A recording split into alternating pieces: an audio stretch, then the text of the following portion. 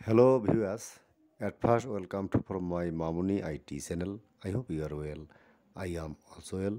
Today, I will discuss how to make a negative sentence. গত ক্লাসে আমরা আলোচনা করছিলাম পজিটিভ সেন্টেন্স নিয়ে। আজকে আমরা আলোচনা করব কিভাবে খুব সহজেই নেগেটিভ সেন্টেন্স তৈরি করা যায়। যারা একদম ইংরেজিতে দুর্বল তাদের জন্য এই ভিডিওটি করা। তাই ভিডিওটি স্কিপ না করে শুরু থেকে শেষ পর্যন্ত দেখুন। চলুন আমরা মূল টপিকে ফিরে যাই। স্পোকেন রুল 2 এর স্ট্রাকচারটি খুবই সহজ। Subject plus am plus are plus is plus not plus noun. For example, I am not a student, আমি একজন ছাত্র নই।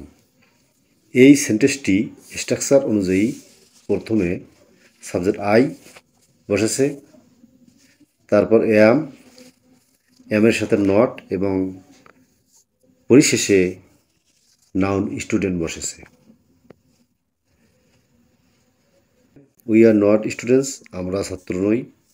You are not a student, তুমি একজন ছাত্র নও। ইউ আর নট স্টুডেন্টস, তোমরা ছাত্র নও। He is not a student, সে একজন ছাত্র নয়। Belal is not a student, Belal একজন ছাত্র নয়। দে আর নট স্টুডেন্টস, তারা ছাত্র নয়। দে আর নট উইমেন, তারা মহিলা নয়।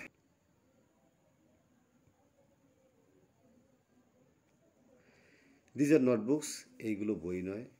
This is not an Apple, এইটা আপেল নয়।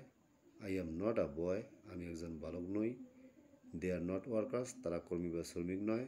He is not a teacher, সে একজন শিক্ষক নয়। She is not a doctor, সে একজন ডাক্তার নয়। He is not a poet, সে একজন কবি নয়। উই আর নট ফ্রেন্ডস, আমরা বন্ধু নই। হ্যালো ভিউয়ার্স, আজকে আমরা যে সেন্টেন্সগুলি আলোচনা করলাম সব সেন্টেন্সে সাবজেক্ট অনুযায়ী অ্যামিজার বসেছে। প্রথমে সাবজেক্ট বসেছে, তারপরে অ্যাম, তারপর নট এবং পরিশেষে নাউন বসেছে।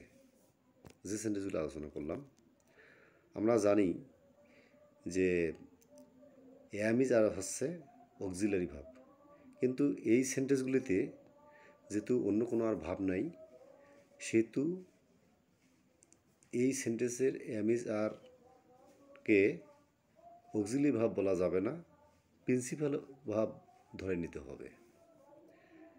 হ্যালো ভিউয়ার্স, আশা করি আমার ক্লাসটি বুঝতে পেরেছেন।